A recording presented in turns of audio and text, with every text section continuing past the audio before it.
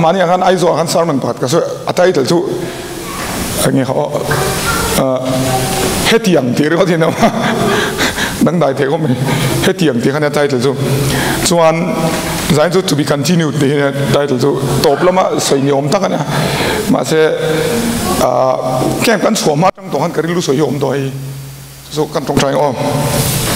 mai mi sing ve ngola kan hallelujah amen lalpa lom thuk sil che ni tu na hen lalpa fia taka soi the tu min puyam che lalpa I thu hi min pe ka vain ka loma hallelujah amen lalpa tu ngole deni sakal tlangin thu ron so yang che sia thiam the na min peng che min ti boy thei ko do dale isu amin amen to be continued the common lo khomai daro title azon hey ka sermon titles very ming mak do ni son tun nai mi tin so ne zero ne se yang so tun nai do a kan ma se common do so man lai do lek ami khania ai mi soi ang in se so ma se tun han a title hi dang dai the khom me mo let to be continued ini a title diktat zo ko continue ti don ma se tlem kan twist de lega to be continued de ai ngom de zo ken ka ria chun som tur de ni chun som tur dang kil al englo tinge mi hian ran chua lo ti ni ngai toy la mo eng wangin nge ra kan chua lo entinan when up can audition pakata soi chu hi lesson chadau ning ka mo lesson chadwang khan karon soi ngal lo nga ti hian soi I kol rama ram pakata soi chu man tu na chon chang kang to mana kan om lai khan ati an khuwa khan hey electricity hi akal chawak lo thina ni ome chuan ma se an kho shwai tu pakat aron hian inspection aron nei piang in mo aron endi ka piang in electricity lo chit tian alo chit thup zela chuan alo chit thup zela chon hey mei eng tiro mei eng hi lo eng thup zela chon I hetia aron kala peng hey in kho chu electricity light chat copy ati china ati ani ma se tian an se tu ma na soi ngom silo peter pakathe se ti I lo kan lai chon kan ma eng te ti kho electricity ma mo le ne ma tia chon peter pakathian tian na se ati nia kan ma mo chu nang ma hi kan tar chenga nang mai om chung ton electric current rom thina dewa ise tiang do khan min lo thila speaker say in lo kal hi chon mi hi tiang kan kal tha ti song hen soi mo chu wang tak chon sang ka soi ne ai mil vion ka sia hey camping amo guest speakers mo kan nei lai ka chon kan al thavio chen chu tero digem a chen chu kan ala chen chu al angin kan langa ka tiang kan ni mai the ma se eng poni samo he zo na poi mo do hi omani tinge mi nga tinge ni kuma ka chiang ro pui sia camping kan nei lang ka chiang ro pui sia nga tinge he kan ni ta mi chen ka chon no tian an negative zong in kan lo lak son tiang camping nei poi ni chuang lo in hoi I eng man ni le chuang lo ti ngai tu nei om the ni kan re ti mem he chu mi zong ani vek helai chok ka ti lo nia mun ti na ni in lo kal hi chuan kan ti hluaya in rea kan re in lo kala kan ri hluaya kan in ho kan re le hluai kan re le hluai ne ai hetiang hi a om lo na tur chik pakha chu tu na ka soi tur hen hallelujah pathian khong ai na zara mo ring tunun hi mizoram kan ngai dan chon hei puti ten sa chianga mizoram kan ngai dan chon camping hei tlang puin sinot vela chon camping tha chu august tha vel hin mo ka riat so lo chon aniam august helai bor vel hin ya chon camping august september min camp hian atlang puin tha tur ai kan ngai veka tak chuan trong kam moi lo ni so mai kan mang lo lok teng October November December vel so a season hi kan chianga January April right 이래도 막 가망 돌아오네. 딱딱 캠핑이 주티양 간내가 캠 충촌 주티양 촌내가 텐페이트 뭐 캠핑이 티엄 돌도 그냥 이 미소라 마촌 인sel로 메티야 캠핑 내도선 베딩 히텔랑 아이리 기타선 베딩 해당 프로바이드 살로 뭐 베딩 히텔랑 천주 bedding in siam sa hi om kan de han ko tai camping ka piang lak tur kem tlero lo zon man lo to lan kan shil fia do ne in shil fia ngan nui ve yang ai tak lo camping ar lut mun lut ke fiam twin professional campers kan de camper ping an lut siat atlang pui mo camping ke ni chu Monday kan lut ta Monday kan lut ta Tuesday vela rui hian an lut tlang pui ni mi an rui lut thina chuan an rui kha atu ka khan ei Tuesday han an rui kha ka Wednesday han alla cham do ni chen chuan lo la thuk ru khoi mai han mo chuan Thursday an har film tana Friday an in la na Saturday an chuak ta sina chuan follow ba Sunday an sud nal tong na vai khom thina mo kan ti dan tlang pui ne e boy chuan car khat veli follow up crusade omak follow up crusade chuan ti hanan kala chuan follow up chung chung tha chuan thakat chung vel chu zun in lo ni ma se thakat thathum nu vel ton rang vamulan anom le to shin hey Mizoram pattern anga kan ngai thina ni achan in thiam achan chu mo lo enula mi hian tinge ra kan chualo kan camp fe chu tiang kan tia ti second kan ti chu tiang ani lo kan camping ka diglo ani lo mo hallelujah apian tharna chiang lo pian tharna kan chun pian tharna kan chiang se chon adda to lowang kan tia chu tiang ani ringot lo hallelujah chu tiang ani lo bible apo chu tiang ina soi re lo mo eni la mo an chu hria chul wang ami ni lo hallelujah kan chiang dro kan chiang thei lom soi lai chon bulchan adik lo wang ami ani chu lo kan bulchan chu dik dro hei hi lon kan set hiam lo ani lo bul kan tan diglo ani lo he thili ni engdang ni loving kan chunjom lo wang ani eng wang ani chunjom lo wang chau hi ni tak eng lo hi ni mai do te hi ron piang ta tro aron pian dan hi tu man kan ring hel ngai lo mi ve kan piang thara kan ring hela ma se no te pian chon tu ma kan ring hel ngai lo ma se no te pian chon enge chopek angai en kol angai hallelujah yen kol chun som zelanga yen kol chun som lo chuan no te chu apiang tak nangin athi dei don ani hallelujah kan thati mem chu lom har nai kan chang tak lo ani lo kan har na chan kha allem ani lo in ti phur na ringot ani lo ka hilong chu tharawa tang lo chuan phur thei lo thin thiam tharawa tang lo chuan zan tin hian tu ma rong kal lo wang hallelujah tak tharaw na tho wang ani kan ma ne mo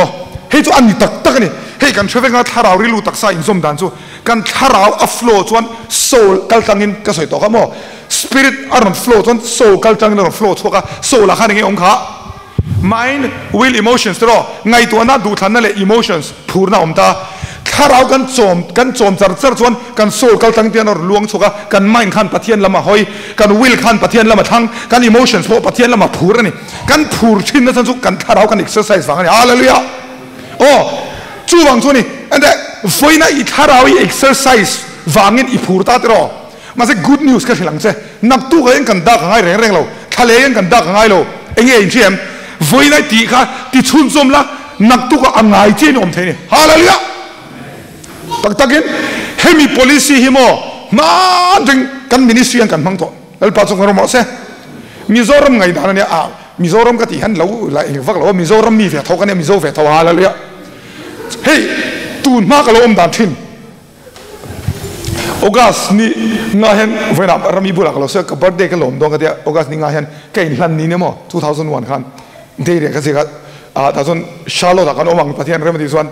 birthday min lom sak ro te ka ti vela fian twin tharau ka in hlan ni khami ma khan 2001 ma khan mo ka piang thar fo me ka da fo me bible zon piang thar fo ka ti om Mizoram zon fo tam takom hallelujah ka chang fo me in se tiam tero ka soyam ja chu 2001 ka in hlan ta mo ma se 2001 na chang adang lam na chu voin thang chun zom policy khan kan kal mole hallelujah kan chun zom kha wangalom voin ka then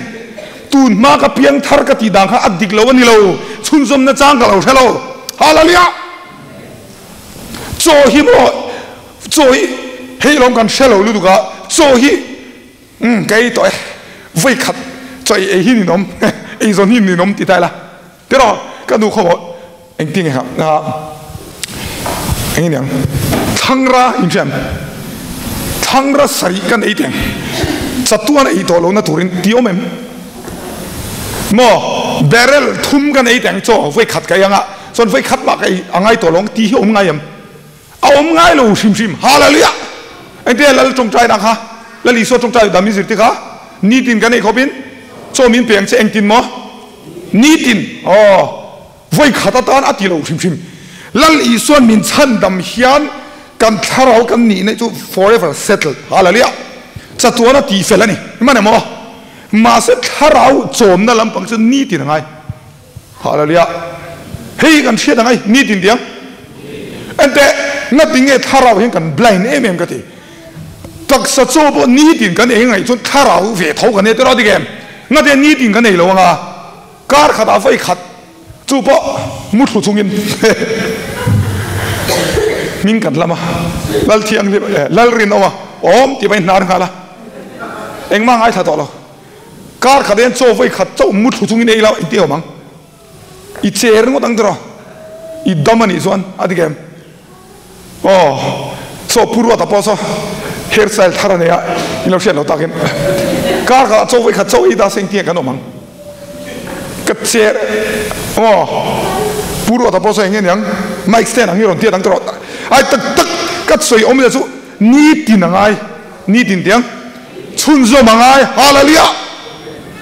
chun zom na chang kan tharo le chun zom chung chang kem ka soi do na mo eng po in chi alo chu a thie ni chiar lu lang le ni kuma kan ti kha alem ni kum ma sa 98 kum khan ka har to khalai chu ka lo thre chiang lawa i thre chiang a hun lai khan hallelujah mak lutuk pathian word written word himo in ziak sa chi fix o mani adang zong tharau kan nunat to aron thok himo am bak lu ani khan chiang view mala nak tu ka i chun zom lo chon alem mo moi ti le fek me in thre thiam me am mak sin tharau thiang lim na thoi chu mo a hun lai hian kan in lai hian a ang ani ti kan thia atu ka kan thei chen am bak lu hei i subjective do le kan om mana mo written word chi hi nget burang hen om ne hallelujah in chia chun zom tin ani chun zom tiang hebi bible chang ko list ho himo hebra bungria chang ko te an tha tu ai gup taram na shoi chuan ko ta ka chel nia an hena ka thun ang khani lovin ka thutlunga chuan an omreng si lova sa prong chuan ka thutlunga an continue lova atiani aneng mo continue lo chun zom lo an ni chu ka isak ta lova jacob bung kha chang so enta amaro chu dan fam dan tu po dan fam kim zalen na dan bia chu tianga omrenga chu tianga inte mo omreng english chuan hemidana continue ate hallelujah hemidana chunzom tiang ngai tha thengin mai thin lo ni lo chu zoma na thok fo thin tu chu mi chuan a thil thiamal somin omang joana le khaton pakana bung ti sang som pakwa ani chu kan zia trai na chuka ke mani mi tak an ni lo ve ke mani tak ni sa so kan ne na an om ve zel tur ke mani mi tak an ni lo wangin hey sa trong son mo kan ne na hian an continue tur kan zinga mi eng lo hian christians ring tu sei na nia ring tu tak chu ni se kan bulan om reng an chun zo manga te ni le ke ma the thon kan bung li chang som paruka nang ma le izir tir na chon film khula chung thil tin om reng ro ing te mo ti om reng ro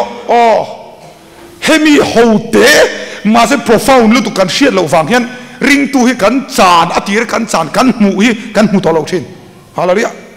tak tak he ani chiang lu tu ni ma se la nang zong tu ne na zir nge ini le krista isuarin na om awang chuan chan nam na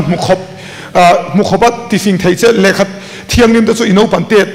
ata shet to ini ti sian i thil zir le i thil shiat china te chuan om reng ro sa prong chon continue ati na ve kan mo english en mi zo tung chuan om reng tin an leta chun zom tiang hemi bible chang kanon chiar ho yen chun zom chung chang ve ka soina ni hallelujah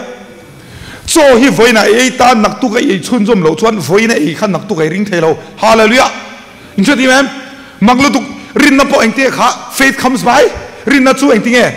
shian na train lo ma se english khan nge faith comes by hearing so da ka soi to ka kem ba kan faith comes by hearing faith comes by having heard atilo rin na chu shiat to na train lo atilo present continuous tense injo ti mem shiat zel na voina irin na chak zeli du chon kha thu ka shiat non zel ngai hallelujah kan ma ne mo ngatia thu hi nget lo mi thu chu ngete mishing kan nget lo hallelujah injo ti mem missing kan hello fang ni chuan ti hian a soi ni Hebrai bunga han sorry FSC bunga wine ruin om su eng ruin mo om su ti chuan eng rui mai chalo mo bus rui su poilo wine ruin om su ta chuan enge om ti kha in sum lo na om sia tharau khatin om zok ru ti hallelujah eng khatin mo ti tharau khat ka agree chon mo present continuous tense ni be filled with the spirit ti kamo be being filled with the spirit ti nan le tani om je chu tharau khat ring in om ru ti hallelujah mana chuan lalpan min man zia khat om si om lo kha hallelujah kan ti men hemi hi zero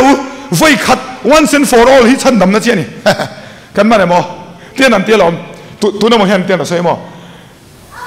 chan dam na chi free adang zo chu man pe ga ti ani du mel dera indi be chan dam na chi free ne adang zo chu man pe please power ha power locks charge lock on hallelujah kan ti men wine ruin om su ta chuan engmom in sum lo na tharau khatin om ring ro be filled with the spirit ka Greek trong chuan be being filled with the spirit nimina ka khathin ka kan chung te pakathian tian ro soi asoi tha ka ti deuh chuma nu pakathian le khabu ron zuarati chu tharau mi pakhat chung chang hi aron pathian mi man deuh thin tharau mi pakhat ati ma chu mi chung chang chu aron soi ati aron zuarati chuan kan zot ati hei nu pakhat kha kan zo chuan tu chan chin nge ka ti chuan ama chan chin kha lo ne ti azor tu nu chan chin kha mo chuan tian na soi ni chu nu chuan mana pathian min man lai chuan ati eng ti ka mana tu na ni lo mana min man lai chuan ati ti mana min man lai pathian aman da na zia ka ni inja ti mem ma se ka soi du hey day sin nei lo tur man lai chuan kan rau ve lai ka kal dat lai chuan mi ka khoi thua ani pon min khoi thua ti vel me mana ni hallelujah emo man voi ni poimo kan ti mem mana ilo flow vio te ilo rau vio te ilo chiang vio te thui soi thiam vio te I var po I dong cha vio te voi na poimo tat hallelujah tak takasin he a poimo lu tuk chun zom tiang le so the point lem karon zia ka zai han tam fak lawang som thum fa ka ni lawang le point lem number 1 continue chun zom om je chu in chia kan ti hi ni emo plans rere po he tai han om lo he ente he mi hi a in chia lo chuan a thi don adikem thai jing zong ban pharu thai jing zong in chianga thai in chin chuan tu in pek lo chuan a in chia lo chuan le ale tu in chia lo chuan kha thai kha anung tak zet aron piang tak zet nangin thia thi don ani eng to mo mang a thi don ke ni pok an in chia ngai that in sani mem chu lo chu mania I thil ngai tha ka I theng le ve kang thuak chong ni sianga revelation angin man to lawang amak lo to khei kan tharau tho da ni panina I chun zom chuan inung rengang hallelujah I chun zom chuan tiang inung rengang example chadeu chu cho hin ni me ha cho ei chung chuan inung cho ei lo chuan ti niang I thi vlog lawanga I cher tol langa tero I size ka in reduce tol tian I lu kha chung ngai rengang I taksa ga che to pa chuan I tu to panga I tu te pai thimeng tero chun zom tian ti lok te bulami kha hriat reng nan chun zom te choi chun zom hi ni poimo chun zom lo chuan a thi don tak a thi danin mihring ani tak lo mihring chu ni tak e mihring angin a piang lo ngati a pian khan chok an pe tha zan khoin ka tlai war puya ka nu in hute pe a chuwang cha a piang tak lo nyang ti ringot mai lo khalai chu na piang lo ngati nge khalai thil ti ka chun zom tat lo hallelujah hemi policy poi mo lo tuk mi zo wen kan fetat lo ram kan chu kan chung khamieng lo ka keima kan chung te pakhat ania chu ba soi thin tho chu kem kan om lai chuan ati kem kan om lai chuan ni khada voi som ni baruk te voi som ni pathum te kan tong thai ati chu wang sa al charap mane mo tu na chuan kum som ni pathum da voi khat po tong thai mo ati I naw mang game sa khel reng tak eng matira ni mana mo ke ba la ka zon voice som ni pathuma tong trai lom ni khata al thale tu Chris khala ka kala da mo kala da ke ka zuma kala khove la ni ko da Chris sa da va mangan an ni ke zon chu en team ho khanan manga me lum ten a khove sual na khan manan du lo ni ngati nge thiam ma lo ken ke ba al thani to na zon anu lo ka to le mo a kum cô ấy có một gian hoa cái thổ đấy, tiền mình xịt, cả rau lu tụi cái lâu cháu đấy, mà con thà rau in thà rau, tụi nó con rau lu tụi cái lâu cháu đấy tắc tắc, cả này ngắt tiếng nghe chun zoom lâu mấy này, hallelujah, hemi policy hậu tế simple đâu, mà sẽ cần lâu mislead đâu hiểu, sẽ thiêng rồi, mai tiếng chơi ông nói mai ông thâu cái ông lệ đó, hallelujah, bắt thiên đi ngay riêng lắm, cái này là con Bible training, tiền em nói chia rằng ule cái mà ông reng ru cái pon nang mani có ông reng ang peng chu grab suy ông reng lâu chuan amai na ra thei lâu ang bokin nang ni po cái mà ông reng lâu chuan in ra thei lâu vang cái mà ông reng chuan eng ma chok dong lâu hallelujah tiền là xoay ni let chia rồi lúc ngang rombung som pakhat sang som ni pani chu ti chuan pathian that zia le ati bai zia chu ngai tuaro atlu te tan chuan ati bai ni nang atan ero chuan a tha ni a that na I om reng chuan nang tan chuan thatiro ma se if you continue in his goodness ate a goodness in continue lo ta la chuan a that na kha I chan ve don hallelujah kan mane she duro chu ti lo chuan nang po sa tha ki dom ve ang ti tir ko po la hian ring tu de na soi ni hallelujah khongai na soi ni ka mo jadi mem bung thuma tangina chan ni khongai na kha bung khat bung hiya kan so je soya bung thuma tangina chan ni to an soi tak tak ta to pa chon a chat na chon continue ro om zo lo ring char ro ti na ni mana mo nimina rin na ka voina hey rin na ka chu ngai reng grace chu ngai reng ma se ke ma ni na ngai ring lo in chati mem hallelujah ama lam chu ngai reng ke ma ni kan dang lam thin chu zok chu ni chun zom reng kan ngai na hallelujah le pathum na I chun zom chuan ira rai chua ringang chero lang le if you continue you'll continually bear fruit rai chua ringang hallelujah ra chua tiang pathian enge kan nuna mu du kha ina shem mu du ber kha thei pui ko nga avena a dash dalo mo enge ara dalo mo ti na vena alo ra si lo haw lum top adigem chuan tung mi dang hian inuna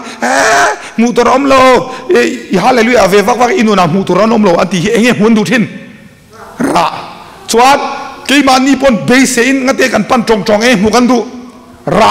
pathian in hudu midang in hudu ke ni pon kan hudu kan hudu chu ra hallelujah ra diang kan ti chan hi ra ni ra chu be se lo la tu man zana la tak tak rin run drive lawang tro dikep tak takin you don't drive me lawang engom in be se wang ani engom result in be se tro kan be se renga kan mu reng bo kan hallelujah ma se eng poni se mi hian kan hu du chu ra ni ra dan chu eng tinge ol sam lu tuk eng te kan soi to kha ni ko mai na riam hela hi ngora hi cher podang ke grab shui chu kani nang ni peng te chu in ni tu po ke ma om reng nga ke pok ama ko om reng na chu chumi chu tam takina ra thin hallelujah ho khop me hei iso ni ta se tiana ti ante hei grab shui kani nang ni peng te mi ke ma om renga ama ko om reng na chu tam takina ra ti top branch re hian zar re hian ra chwa turin tan ngai lo adigam aku nga hian tian om se ra ngal me hallelujah la li so pon chu tiang chuan soi ke ma in om chuan ati lo ke ma in om reng chuan om reng tiang ring hi poi mo sat mana chone ka lo flow ve to sin ani tu na intiom flow FLAW pero tir ko te andrew englo in mu chuak pakhatom ai mu chuak chiang kho be ka lo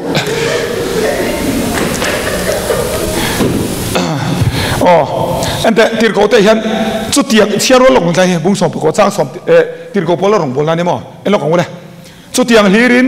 kum ni la atia chu ti chuan Asia ram zong om zong zong jual agree te point pathian thu lo sheta hiala ngắt tiếng tiền cổ pola rong bola khan Asia ram zong khan pathian thun thia san chem engde this continued for 2 years arong bola kha achun zom tata hallelujah oh voi khat ronga vo bola ani lo ento sarmon chade o mega nemo kita aizolami I chu rong bol nge idu ra ti hinemo mane ka birthday ya ka nge rong bol nge midam dak chon rong bol ve topic an du inga riawo kan ngai cha ma se pathian chun ara min te don ani hallelujah tak school valut ve ringo le ipa song lo chon engmom lo iso ti mem I valut da thian sia ma chu song son mai degree nei chong lo chu bang chon ara kheringai emongai ara kher chu ente rong bol tu like khovel kalo observe so abik takin mizoram ahen midam takin rong bol ve to pi chanti a chalu tu rong bol lawai chon dero ma se pathian ron du chu ara hani tani hallelujah chuan rong kan bol te thil kan ti review ara thenga ti turani imane hallelujah and that kan solo o he kan shit yam nan tunen class 10 lo exam don talamo board exam ni ve kher lo ke ni board exam ni mizoram class 10 to mizoram kan ngai sang top 10 lang to oi kan ngai sang le tu kalama kano serai na siang so chuan ma semo athiam theilu tu pakhat na ninge tu exam don khan adam lo ta ni exam don ingte mo adam lo ta ni exam don dam lo exam thei ta lo ni chuan ma se tian ti ta ni ngoro englo board ne na vakala exam don khan ka dam lo mi lo thiam nei to khong in pakhat na minan tha tu ti ta se andu ngem te lo exam don khan eng fange adam lo fangin Adam lo fangin engti exam lo dam lo fangin chuan exam lo chan kha chu tha te ro adikem ma se adam lo chan kha exam lo chan dik view ma se exam lo miao siamo kan chhe mo reason kha tha view ma se excuse kha dik view ma se exam si lo wa fail thawani kan chhe mem ring tunun po he tiang la ngai ministry po takin ti ve ringu thi du tok lo tur tak kan ti khan kan thil ti tum accomplish ma lo tu atula piang hi ti mai tur hallelujah kan the tiam tak mi tam da chu rong hin bol ringo to mo tak lo rong hin bol ringo da rong bol ringo khan yes alo mo me rong bol na chu ma se I thil ti then kha a then ma lo jon ti ching ro hi chu mo a relation soifia to jon hundang ai le don fall up crusade dang ai le don so soifak lo me ka soi tu min che tiam thili ti ringo thi tok lo mo ara hi ngai chu tiang ri lui pu choni lo hlo thing hallelujah na te rong bol tu tam ta kan hlo thing lo chem rong kan bol fer ringo tanga a hlo thing lo a result en lovin a process ringo kan en in che tiam hallelujah zia ber chu mo I goli khen ma lo chu ti nge tu tina chu I chong chai pon a chan nai mu ma lo chu chong chai la che tiam tu la crusade ni pon mi chu wang chu le he policy kan ministry kan adopt mo chu wang sonia mi an local nge hinan kan outreach thing hallelujah kan vakala kan som chin mi pui om lo chon hlothin om silo adigem kan mi kan som chin kan kalkol chin hallelujah kan bel lo kan iso poi mo lu tu ra chu te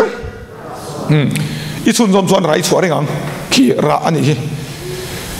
enda mo helai ta ki kan soi lo ngo I thil ti chin de I ti chon I mu chin I mu lang mi tam dak sono pathian in min khoi lai chu khalai chon tharau chet lai nia tu na che to lo ti hi kan uar ni lo en ru tak pathian in rema ti a min khoi khalai chuan tu na rema ti to lo mi ma le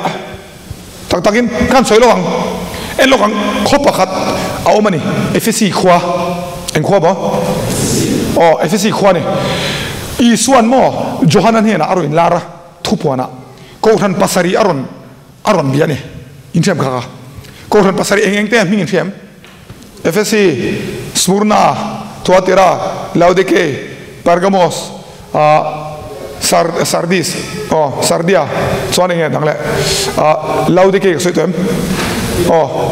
Philadelphia pasari chungji chon pani voi pakhat ma soi selowa pani pakhat mai na faklo ni adang ka chu achang na faka changin a character li so khan mo chungji ka ko san pakhat soi cholo wen ro thai kai mu chuang mun thai ko me he thua hen chiarwa long le FSC kwa ko san tir ko ne a chuan ji ro a ko ding lam ar se tian na soi ta ni ngoro heta chang hen I thil ti te I wem I thorim zia te engmo I chel zia te miswal te ingai thelo zia te kashia antipotani lali soin lar ข้าโกชันมิงข้า FSC โกชันนี่นี่ที่แม่ FSC โกชันเนี่ยนารุอินลาร์นั่นนี่เทียนเทียนเราสวยอีทิลติโอ้ it works เอ็งเรากรีกตรงส่วน ergon miracle สังสิขโม power นั่นแสดงว่า it works อีทอริมเสียเตอะไรเนี่ยอันทอกริมันเนี่ยเอาดิชนะซาปะเทียนันดอร์ซานี่ครูเซตนี่ยังอีเชลเซียเชลตูน่าพี่เนี่ยนี่สารขาด extra กันจงใจตลอดจงใจ extra ตัวนั้นเชลนี่ไงฮาลาเลียมาเซนเตแล้วลิส่วนนั้นเสียอีเชลเซียมิสวลsorry มิสวลเตยังไงเทโลเซียเขาชนะสุดโซลในเดรนีติร์เขาเดรนีฟิอาปั๊บแล้วลิส่วนปนชาติกัชยาติเองที่มั้งโลมเดียวจุดแล้วลิส่วนกันทิลตีส่งเสียฮาลาเลียอีโรตูมันกัลเปโลไลอีกัลบีกเสียฉันนี่มันไงโลไลฉันนี่มันไงบีจงอีโลจงใจชินเตมีดังตาอีโลตีสักเชฟเฟกตีนั่นนี่เอ็นังกัชยาติร์เขานิสิโลวัดติร์เขาอินตีเตอีฟิอาโซกัดโดเทนิติอีโลเชตัวอัตยานี่อารอนฟักพูดนี่มาเสนังเชลน่าอินเนียกับมิงวังอินอีตัวระอีสาวสิเราเฮ้เขาฉันนี่มีชวนเอ็นกันง่ายสังลัลปาตานันถกริมาไว้ขัดมันสาวเราอะไรเลยอันแต่เราคริสเตียนรำชันกันเองกันเลยเขาฉันชันกันตลุดแล้วมั้งสาวลีรันนี่ตักสาวลีรันนี่เอ็นเรื่องละลันชาโปสาวลีรันยังอันสาวเอ้ยตักมาเสร็จแล้วลิส่วนเฮตียนเราเสียอีสาวสิเราอ่ะที่อะไรเลยสาวง่ายเราเขาฉันถกริมเขาฉันนี่เอ็งเขาฉันมอนี่ถกริมเขาฉันสาวง่ายเราเขาฉันมีกระเชียร์มินคำฟิกลุตุกมานะมั้งอันสาวอันไตมาเอาดิฉันนังคัลจงใจนังคัลควายรันเน่เช่นอพาร์ตคอมมิตี้ส่งคัลกิมเวกเองกิมตีมาเซ่เอ็นโรแล้วลิส่วนเตียร์สวยตานี่มาเซลาตีพออีกลุตุกนี่มาเซลาเตลเคอรี่บ่อยทักอัดสวยชัดโตแต่เรื่องนั้นเถอะเดมน่าสิกันเองเอ็งมอตีเชียร์โรลงเลยแล้วลิส่วนเดมนะคะอีมังไอ้มาสับเบร์ค่ะอีบานตากระฟังนี่นะตัดไม่นี่อีมังไอ้มาสับเบร์ไงเลยอีโม English one is first loveอีกัลสันวังนี่นะที first love ไงนี่โล first love ผมเสียอีสวดเดี๋ยวกันเชต้าโม first love ผมเสียไงบางไอ้มันสับเบร์ผมเสียช่วยไง first love อินสานไหนชัดเจนอินสิงคโปร์เฮ้ยบางเนี่ยอเมริกาเรามีเทนเทต้มได้กันเทนเทหรืออะไรอันแต่โม first love ผมเสียสู้เองเราสู้มาไล่ English เนี่ยมั้งตัวไล่ English the love you had for me at first อัติระมินมั่งอย่างขันมินมั่งไอ้โลที่ท็อปมาเนี่ยมั้ง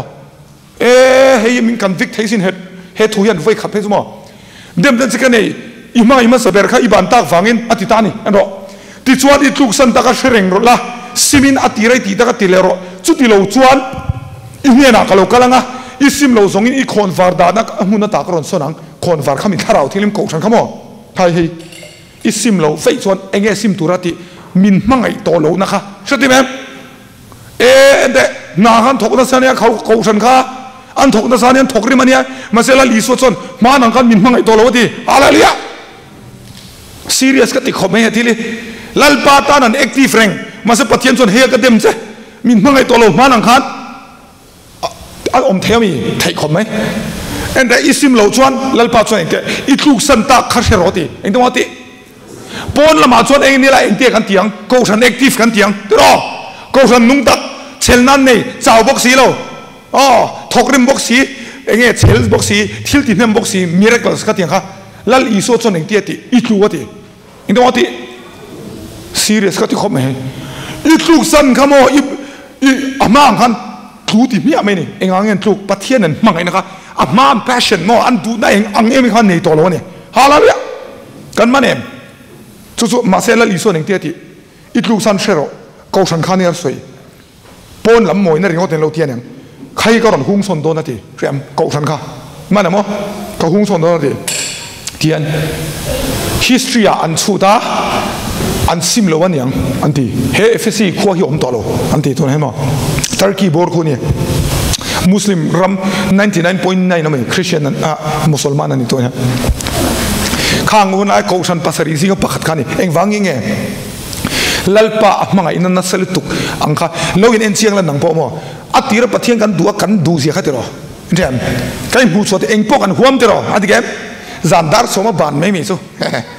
ท้องอันนี้อันนู้นอ่ะจ้าเนาะมอนโทรสโรสอวันไล alo han lai adi kem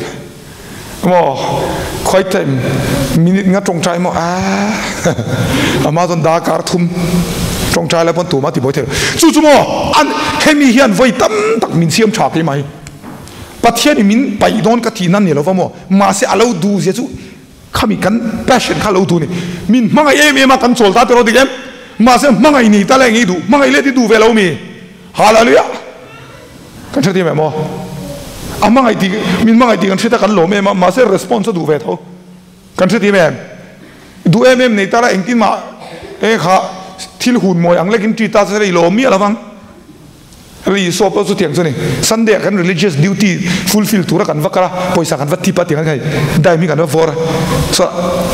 vor lu chot kha tiang le kha kan tri chon tu mai ma sa tiang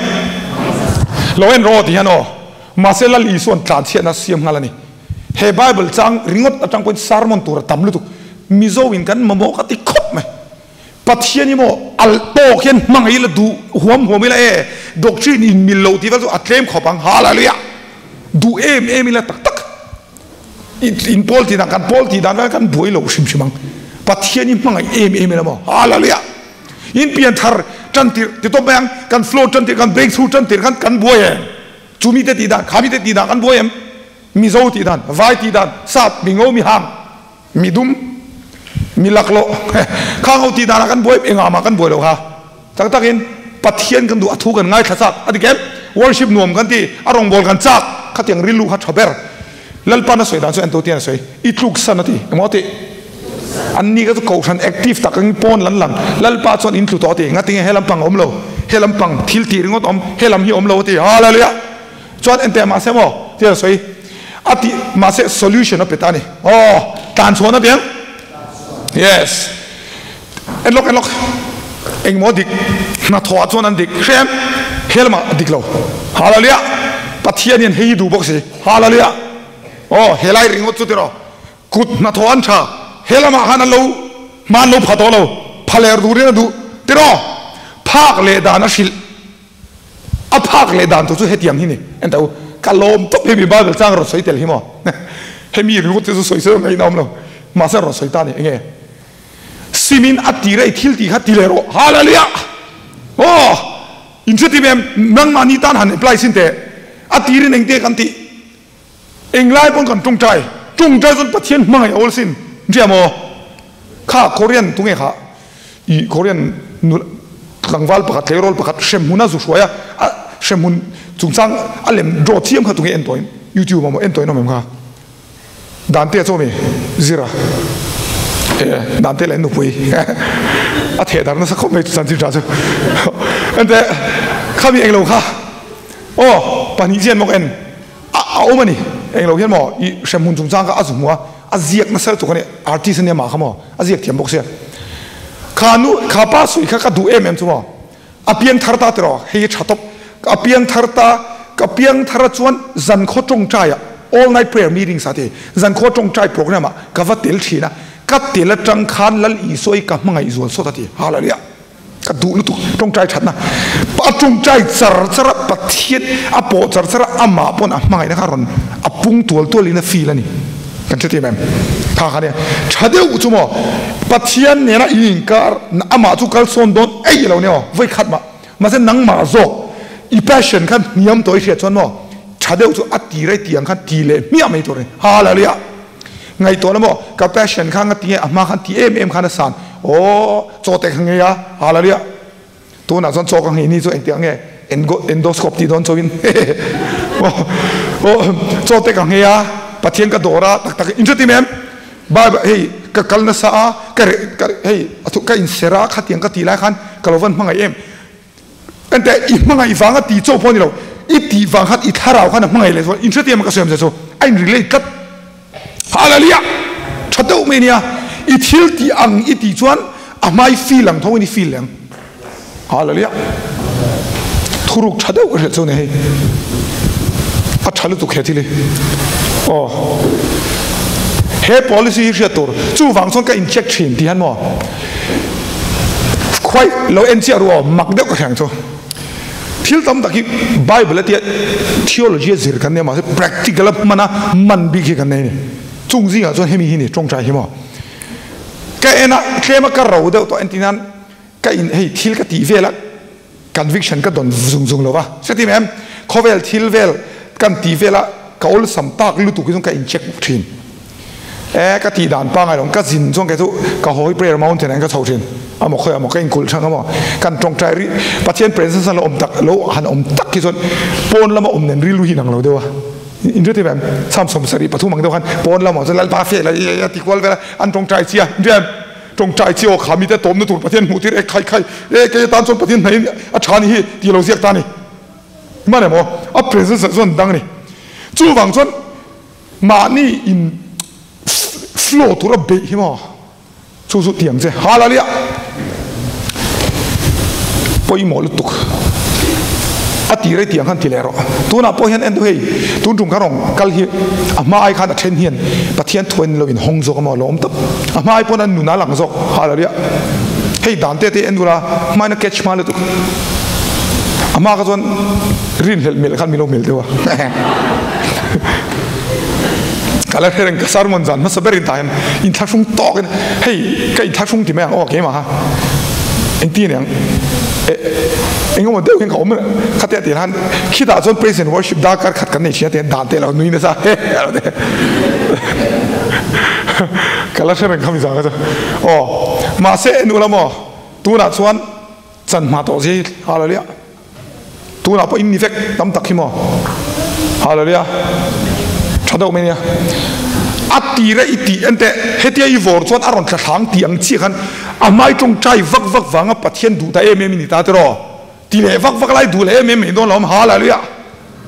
simple lom ti le tak chu lom har chu lom nak tu use ke ma lo lu ro hallelujah chadau le tu nak tu use ke ma hen alu vek thenia oh atia lom hei organization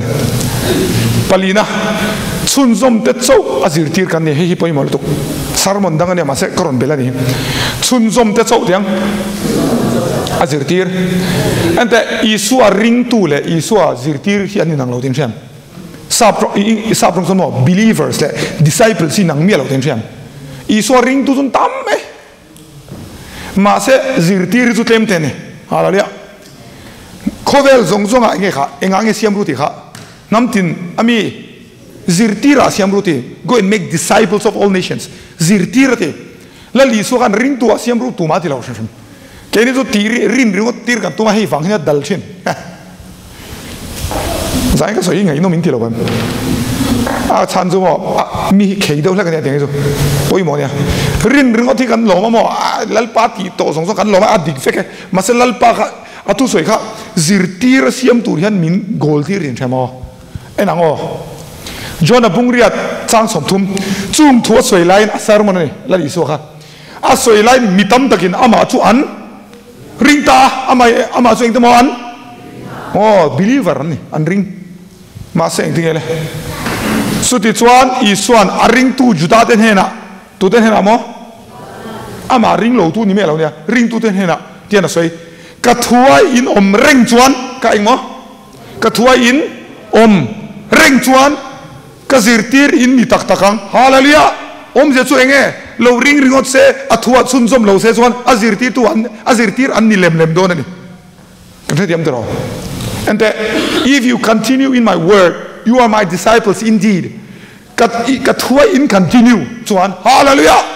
tu le nga soinge azir ama ring tu den hena soine kan thediam mo chu wang chon chun zom poi mo je hin chen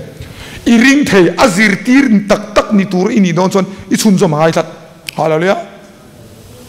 discipleship hi kala soilo mo ve khatal chu soiman ka tuma ro ho man ring tu zong zong ilal I suwa hian Johanna bung nia khan mitam takin an ringa ama na ring velo de hallelujah dei menia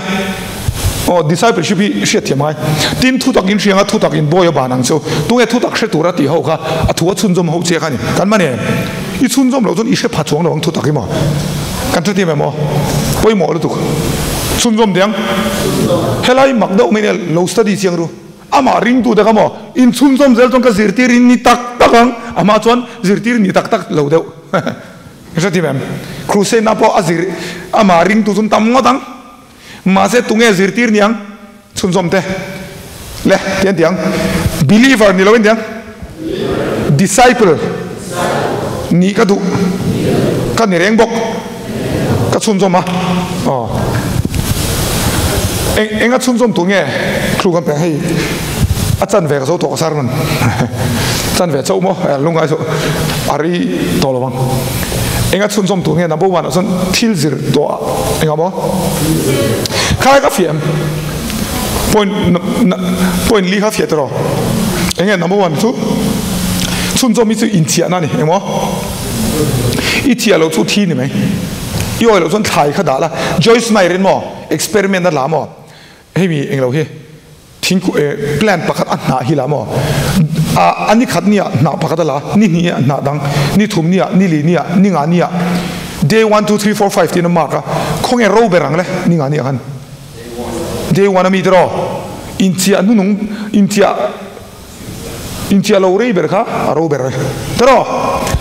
intia tiang oh apa ni na I chun som chuan inung rengang chun som chuan intemo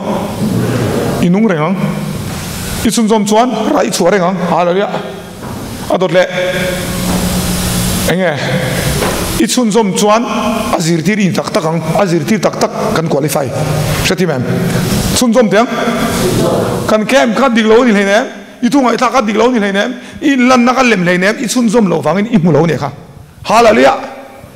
ril do me ne engte chun som tur nge le number 1 a chono ba ama nge na soi chu thil zir to chun som thil zir to tengule yes enangule Timothy thon tin abung thum chang som pali som banga chero lang ni ma sela nang zong tu ne na zir nge ini le Krista Isuarin na a om awang chuan chandam na mu khopa ti sing thei le khathiang lim le ino pantet ata shet to ini ti shiain I thil zir le I thil ria china chuan omreng ro chun zom ro ti English one hallelujah ilo zir to te ka kantin ro I apply to a speaker om lai khan om lo nu apply zel ro hallelujah point ni chom ne ta hen thil zir to tiang enge kan zir to enu ngo loko ani chon pathian khoi lalpa von reng turin afuya they should continue with the Lord le before enge ke mani sta hey chun som tiang hey nge le tong trai Bible chair fellowship swal daw thil tam tak nuwa kan step pali thati kan chone tong trai ni tin Bible chair ni tin fellowship pathian mi tenen swal daw he mi ti reng chon tum lo mala ma in chi reng ang re chia turi na pui don chene kha kan ni tin tong trai iso biak I mutro before to number 2 ni tin iso in biak tir engele kha Bible chair dot le ni tin iso chanchin soi fellowship hallelujah hei wangene ko sana din chan mo ko sani mi pakhat chawni lo hallelujah ecclesia group ti na ni ko sana omi vanei indilheru tak tak ka soi le thirang ka soi ngun viawa ton tum yan ko san chu no wa long angani engmo no wa long kha achung rim chelu tuk tur mo an thil khami ran nung zong zong ho thil thau vel rim chia kha khát tiếng zong khát tuột thầy lâu tu rồi nè, po na zon tùy lết lâu xe chuan anh đi, tùy khát lết lâu mẹ, tuột ngay, chung khát rồi, chung khát arim chế đâu lết, mà sẽ pon khát lâu mzok, hà lali, câu chuyện pon om hi khove lan nè, anh đi kem, câu chuyện lâu chúc khove lan nè mẹ, pon om hi đến lút tuk cái thằng cho.